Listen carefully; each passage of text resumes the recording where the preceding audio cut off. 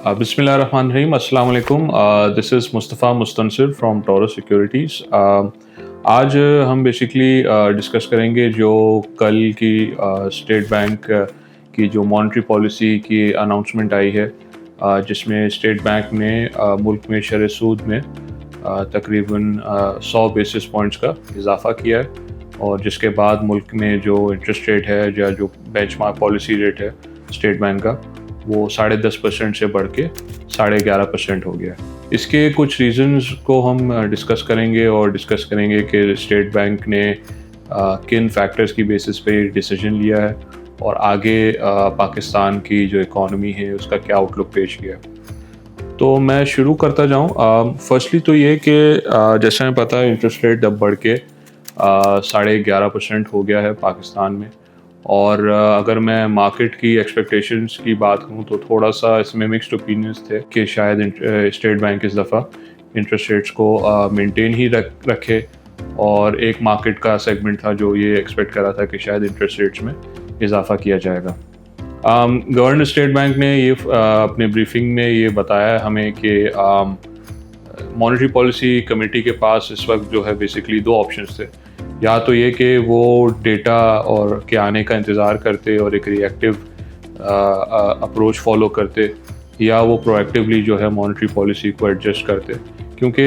ये चीज़ नज़र आ रही है देखने में कि मुल्क में जो है इन्फ्लेशन वो काफ़ी सब्सटेंशियली बढ़ चुका है, और आइंदा आने वाले महीनों में भी वो बढ़ता हुआ नज़र आ रहा है। जिसके अंदर एक बहुत जो मेन फैक्टर उसके अंदर है वो आपका ऑयल प्राइसेस का ही है, और जैसे हमें नज़र आ रहा है कि अमेरिका और ईरान के दरमियान एक पीस सेटलमेंट को लेके एक डेडलॉक जो है वो बरकरार है, और आलमी मंडी के अंदर जो तेल की कीमतें हैं वो 100 या उसके उस आसपास ही अभी भी मौजूद हैं,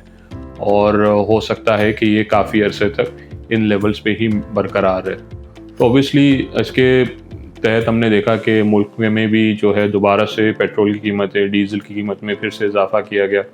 और आइंदा आने वाले जो हफ्ते हैं या महीने हैं उसमें भी हमें जो है फर्दर इसका impact on other segments of the economy भी नज़र आ सकता है, जिसमें आपकी फूड प्राइसेस हैं या दूसरे आपके कंपोनेंट्स होते हैं इन्फ्लेशन के, जो कि कोर इन्फ्लेशन कहलाती है, जो कि एनर्जी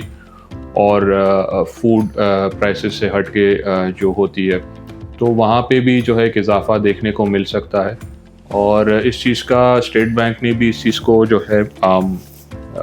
डिस्कस भी किया और उसको शेयर भी किया मार्केट के साथ कि बकौल उनके आइंदा चंद महीनों में के लिए जो इन्फ्लेशन है वो मुल्क में डबल डिजिट पे ही बरकरार रहेगी, और अगले फिस्कल ईयर के अंदर भी इन्फ्लेशन जो है वो एलिवेटेड लेवल्स पे रहेगी। मोस्ट इम्पॉर्टेंटली जो स्टेट बैंक की अपनी टारगेट रेंज है 5 से 7% की, तो उस रेंज से ज़्यादा ही इन्फ्लेशन रहेगी। तो ये इन फैक्टर्स को देखते हुए स्टेट बैंक ने एक सॉर्ट ऑफ प्रोएक्टिव एक मेजर लिया है, और जिसके तहत इन्होंने इंटरेस्ट रेट को 100 बेसिस पॉइंट से बढ़ाया। इसके साथ साथ स्टेट बैंक ने कुछ और चीज़ें भी डिस्कस की, जिसमें मोस्ट इम्पॉर्टेंटली इन्होंने ये चीज़ बताई कि मिडल ईस्ट में जो वॉर चल रही है इसके रिपरकशंस हमारे इकॉनमी पे एक तो इन्फ्लेशन की सूरत में हैं ही हैं, बट इसके साथ साथ जो है आगे जाके हमें स्पेशली जो थर्ड क्वार्टर है फिस्कल ईयर 26 का, और जो फाइनल क्वार्टर है, और even in the earlier half of fiscal year 27 हमें देखने को मिल सकता है कि आपकी जो इकोनॉमिक एक्टिविटी है मुल्क में उसमें एक मॉडरेशन देखी जा सकती है, जिसके बाद हो सकता है कि जो अर्लियर हमारी जीडीपी ग्रोथ की एक्सपेक्टेशंस थी फिस्कल ईयर 26 की, तो वो एक्सपेक्टेशन शायद जो है वो मीट ना हो सकें, और उसी का फॉल आउट हमें फिस्कल ईयर 27 में भी देखने को मिल सकता है। इसके कुछ और फैक्टर्स भी हैं, जैसे एग्रीकल्चर सेक्टर में जो है थोड़ा सा एक स्लो डाउन एक्सपेक्ट किया जा रहा है क्रॉप आउटपुट के अंदर,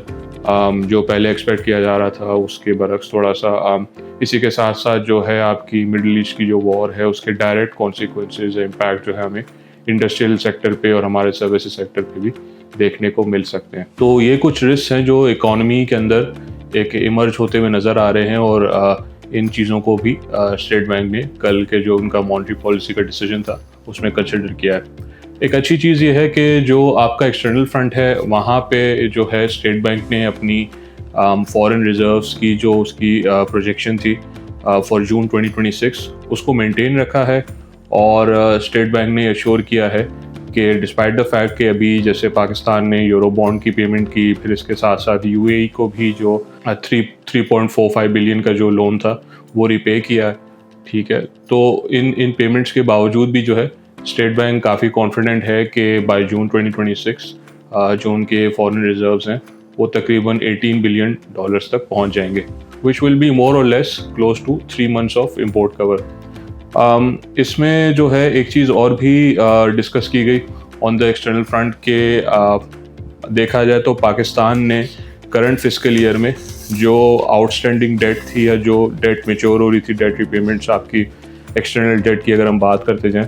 तो वो तकरीबन ऑब्लिगेशंस 25.4 बिलियन की थी, जिसमें से तकरीबन 21 बिलियन जो है वो या तो रिपे कर दिया गया है या रोल ओवर हो गया है, और रिमेनिंग जो 4.2 बिलियन है उसमें से 2.7 बिलियन आइंदा के महीनों में मतलब मई और जून में वो भी एक्सपेक्टेड है कि रोल ओवर हो जाएगा।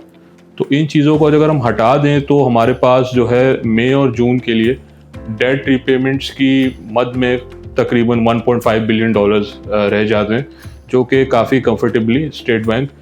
मैनेज कर लेगा, अचीव कर लेगा।